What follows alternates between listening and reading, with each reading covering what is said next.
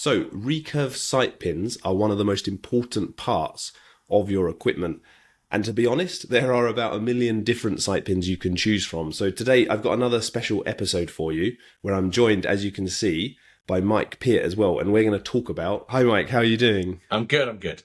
Awesome. So we're going to talk about today, like I just mentioned, sight pins, specifically for recurve target archery and the kind of best ones for different levels and maybe for also different technique issues as well. So first of all, what's kind of your go-to, if you like, when you hear someone say about a beginner sight pin?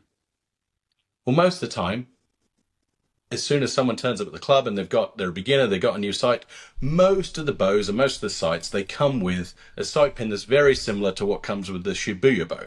So it's a basic circular disc with a pin in the middle. And that's by far the most common, and you'll be amazed how many people then proceed to use that pin for the next 20 years just because it came with the sight, so they just continue to use it time after time. Now, and this is the one you mean, right? That's the one. That one where your cursor is now, that is by far the most popular sight pin probably on their entire international field, because the most popular sight is a Shibuya sight, and that's the pin that comes with it. And it's not a bad pin. It's not a bad pin. So many people will use it their entire career. They'll never try anything else. They'll never purchase anything. And for them, their sight pin is done, finished, and they just get on with their life. But I think, as we're going to find out, for me and you as coaches, we know that's not quite as simple as that. Absolutely. There's quite a few kind of different ones we can choose from, and kind of different maybe inserts, maybe not even having a pin, just having an open ring, which I think we'll get into as well. For sure. But this is a great entry level, if you like, sight pin. Probably one of my favorite things about this actually is in classic Shibuya style, the construction is probably one of the strongest out of all of them. It's full metal, the whole thing.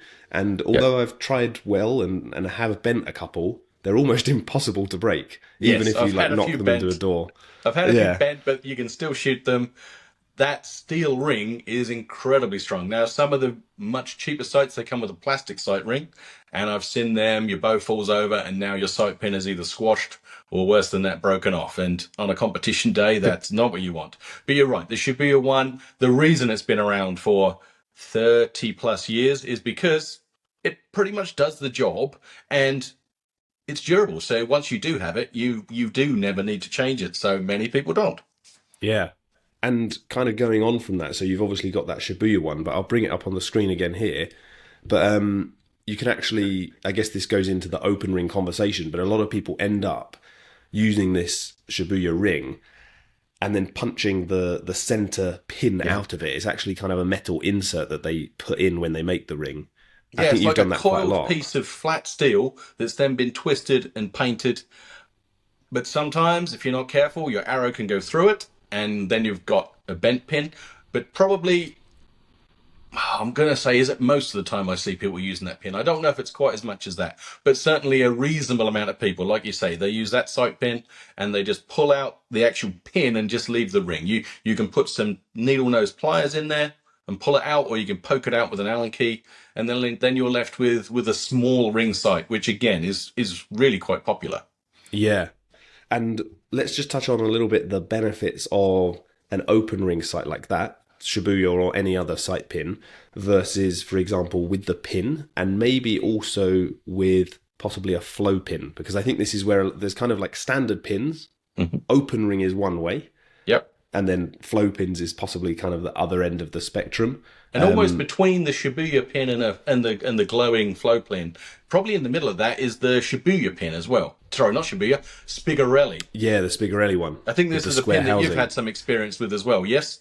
Absolutely, yeah. So I'll bring that up again on the screen, I think, so people can see. Because again, this has been made since the mid-90s. It's always a consistent seller, and it is... Yeah. This one here, right? This one here is still quite unique. I don't know if people can see in the pictures, but the little tiny dot in the middle is held in with some transparent microfibers. Yeah.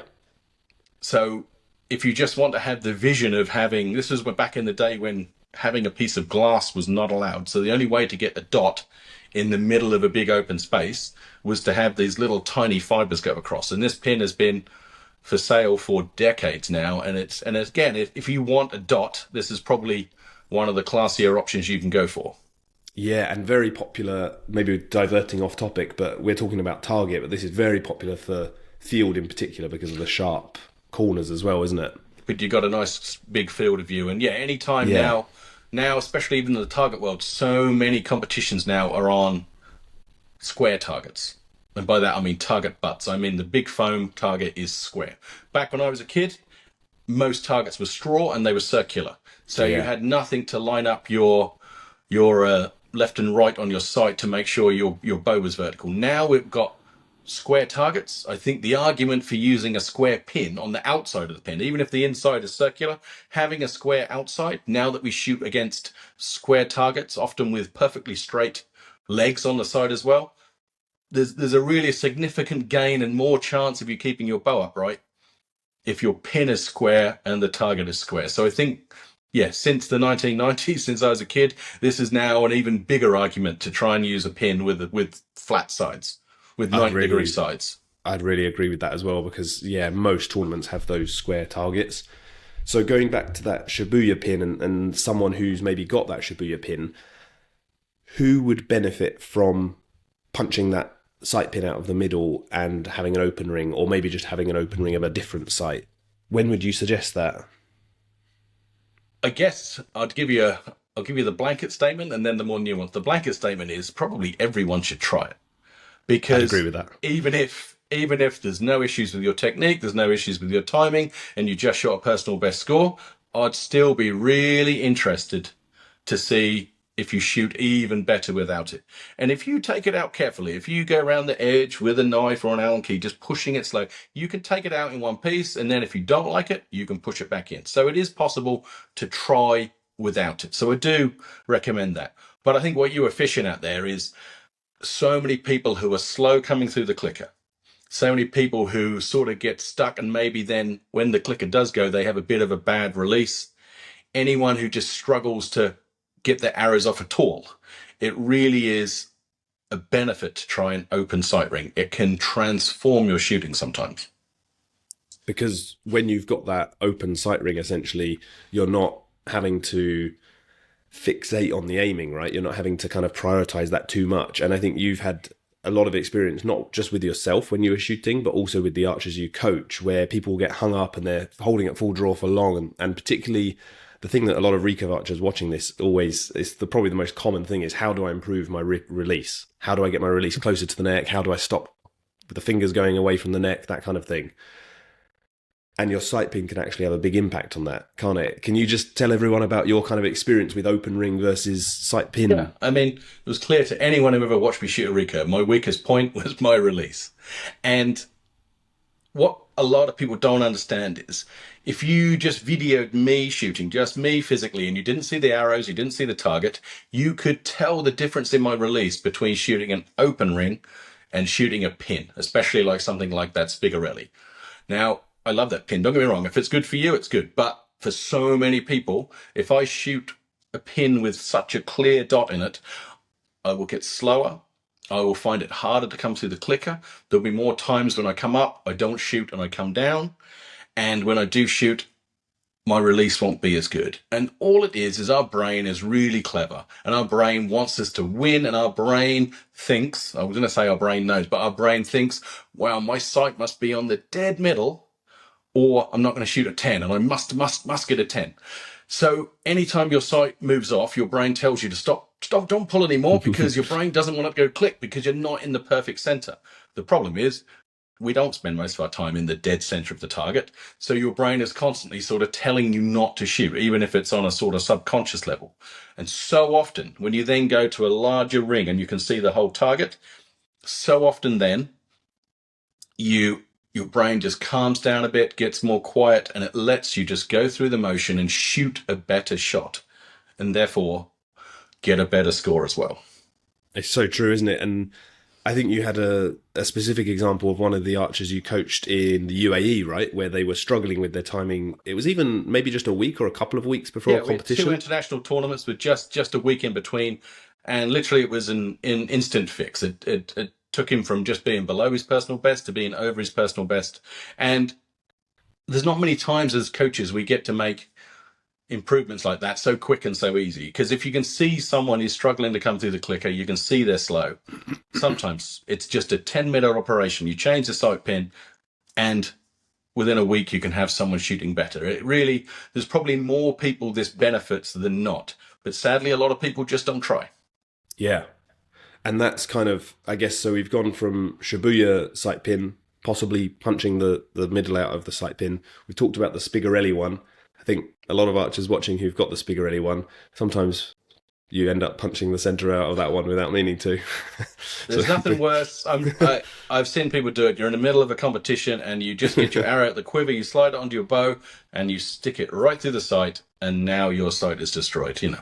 Because those little tiny microfibers have got zero strength to them, you know. No.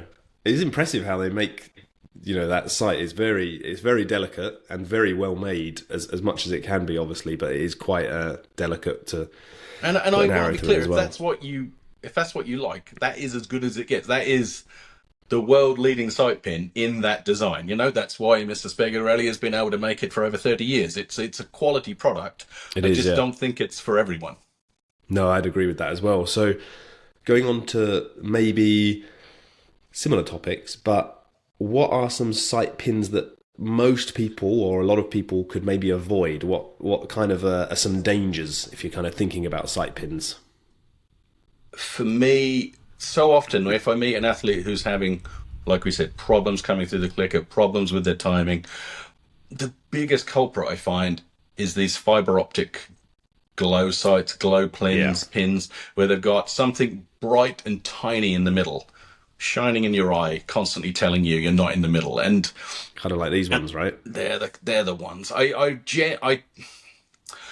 obviously there might be someone out there who this really does help them and it helped them get a personal best, and that's great. But so often I find this type of sight causing problems, not solving problems.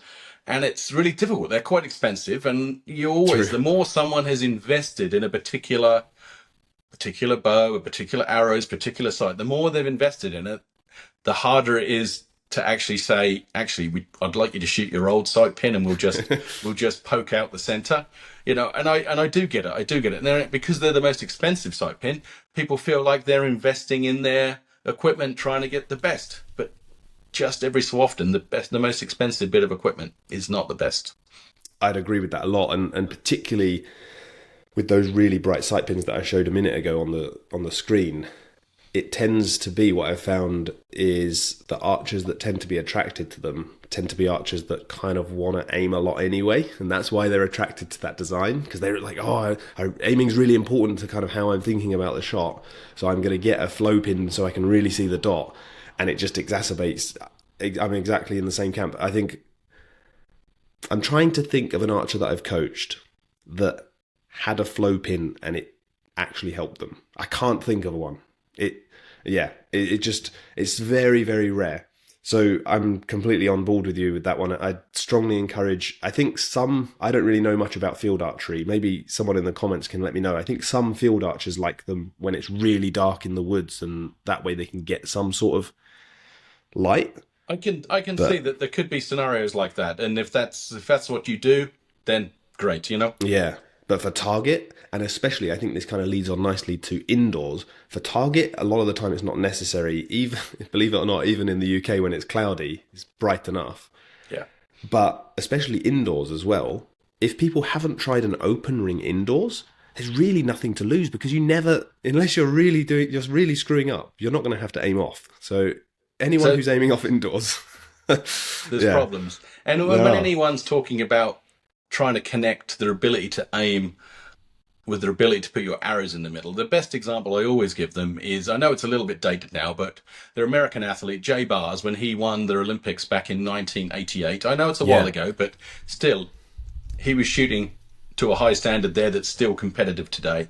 Definitely. He won the Olympics with a sight pin that measured 3/8 of an inch in diameter, just a hollow ring. It was made for him by one of the coaches, and it's 3/8 of an inch in diameter. He can see their entire target, all of the colors, right up to the white, plus almost to the targets next to him.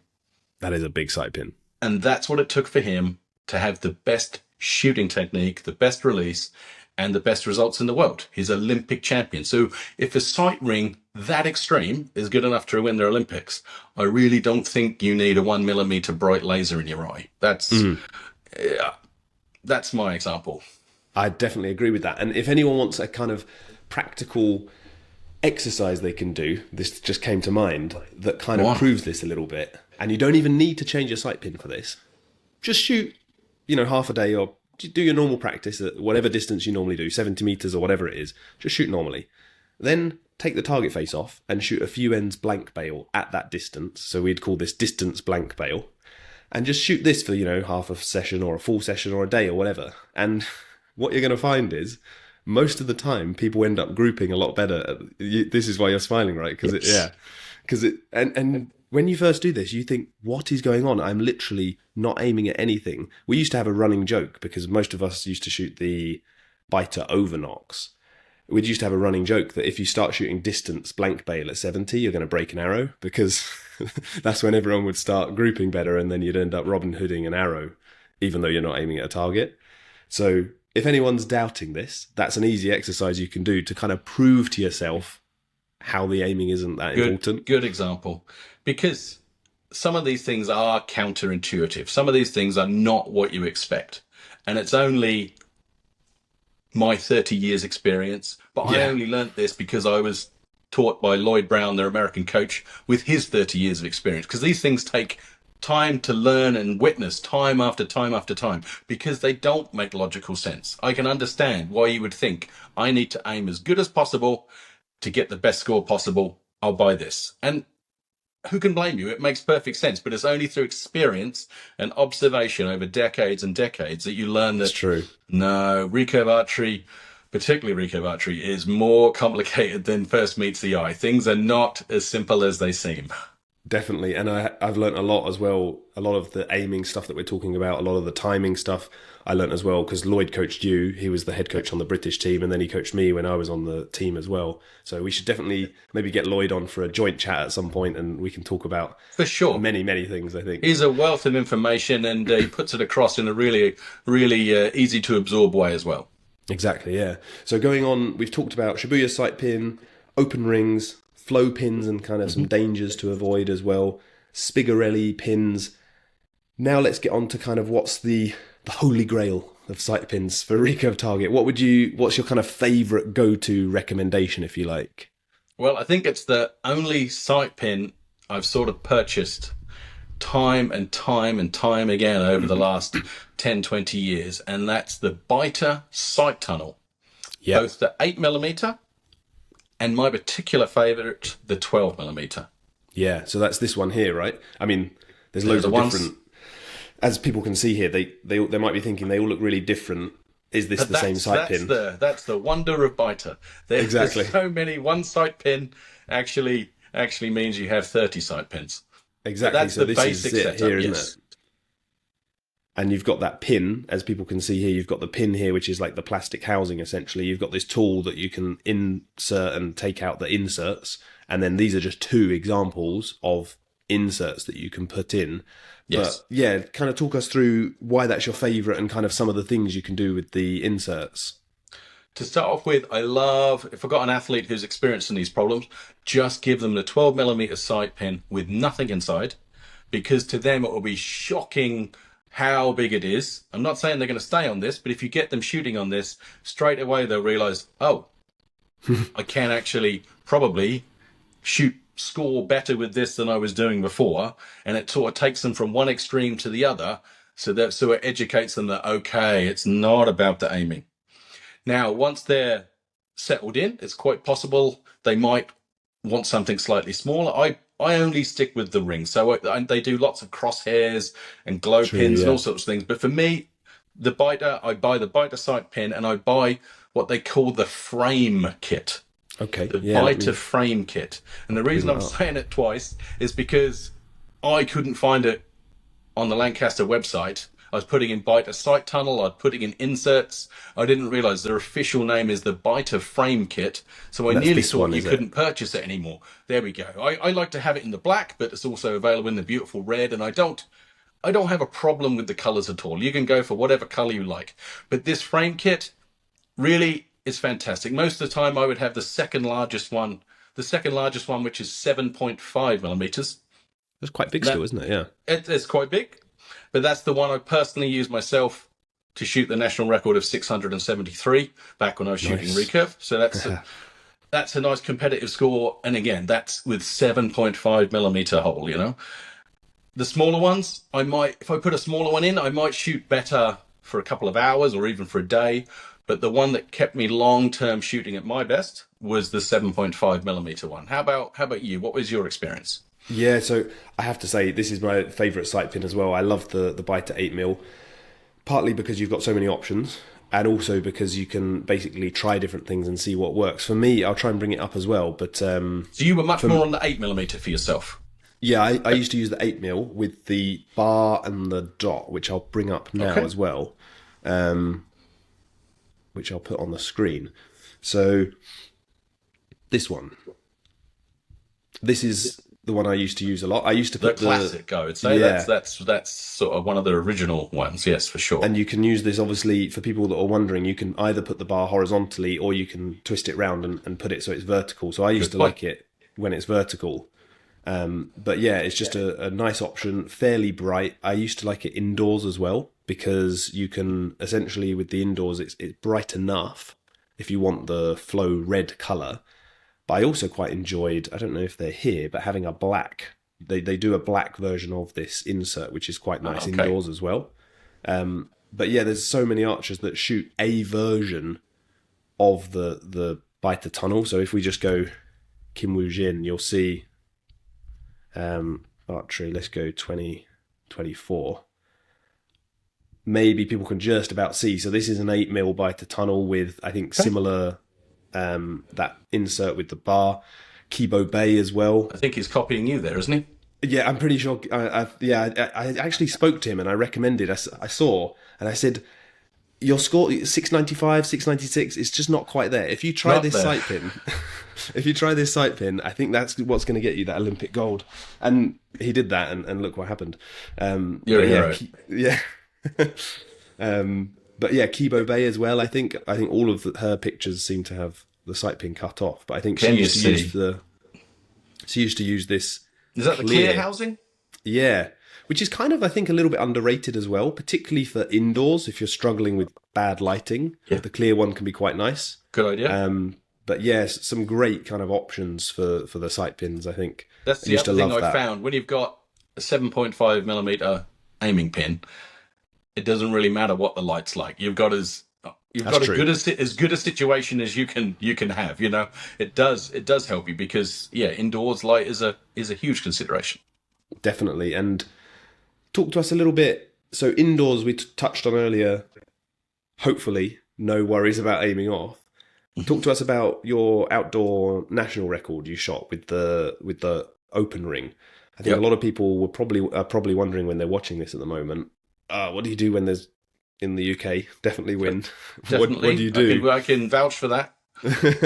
What do you do in that scenario? Because I think a lot of people's reluctance to try an open ring is because they're scared of what on earth do I do when it's windy, especially if it's changeable wind. For me, I had two options. What I've done, first of all, is I don't mind moving my sight. I don't mind click, click, click. Some of that might be because I started in the compound world for 10 years and then moved into the recurve world, so I might have picked up that habit.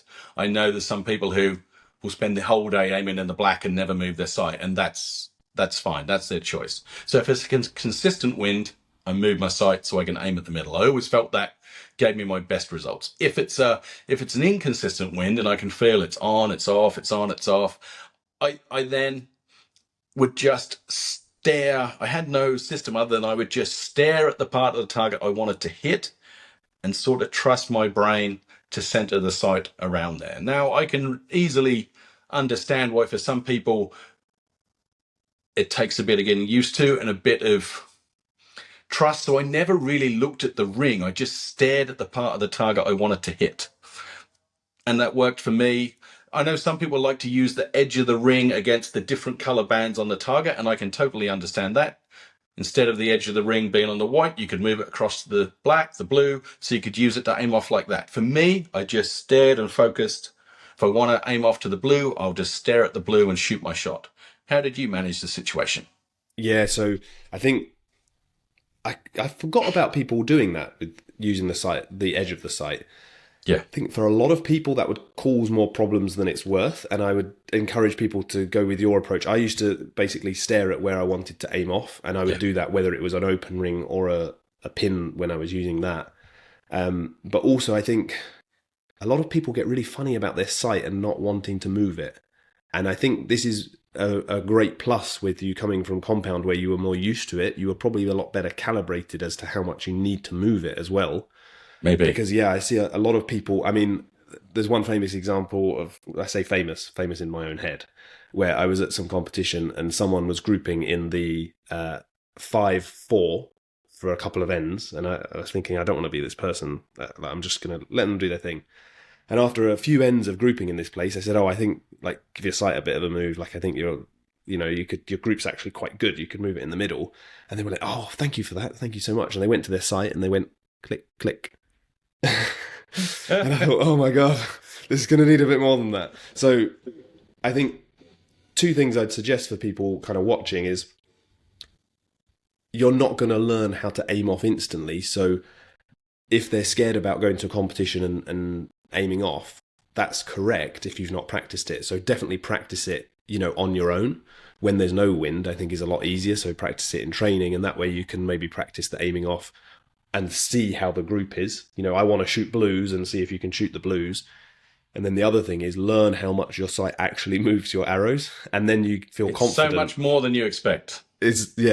So an exercise that I like to do is basically get someone to group their arrows in the center, then move their sight 5 turns, 6 turns, or whatever it is, and then see where the group is on the target. And then you can literally calculate. You can say, oh, my group moved 6 rings and I moved it 6 turns. Then that's a turn per ring. And like you said, it's a lot more movement than everyone thinks. It's massive, isn't it? It is massive, because you do just want to give the most smallest little tiny little clicks, but sometimes you need to be bold, and on windy days, being bold is much better than being meek, for sure. Definitely would agree with that. So I think that probably sums up a really good kind of summary, if you like, of some great sight pins. So we've got Shibuya one that we started with, open rings, flow pins, Spigarelli sight pin, biter tunnel, 8mm tunnel, 12mm tunnel. I think there's one more thing actually that I wanted to touch on, which is something you thinking that what you I'm thinking? Me. I think so. So yeah, what were you thinking? Well, another reason to have the biter 12mm sight ring, either as an archer or especially as a coach. If you're a coach, you should definitely have one of these in your toolkit, because it's the only commercially available Recurve sight pin that I'm aware of that you can clip a bubble onto. Yeah. And this one here, right? Athletes, there we go. Absolutely beautiful. I think they're around $10, something like that. They're certainly not going to break the bank, but being able to put this onto a bow of any athlete who's having problems with keeping their bow upright, yes, I can already hear people saying it in the comments. Yes, you can't use it in competition. Absolutely. This is for training only.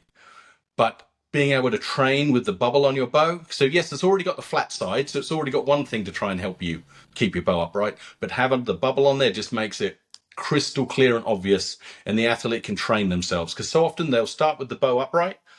And then when they go through the aiming process, as they push through the clicker, they've just developed this mental feeling of expansion involves them twisting their hand or pushing like this. So even though they set it when they come up, as they push through, the bow is just going. So having the bubble just below the sight ring lets them be aware of it. And if you're aware of it, you can fix it. If you're not aware of it, it's really hard. It's fine if you've got a coach like me or you, Ash, standing next to you telling you a little bit more, keep it upright, but it's something that's got to be fixed.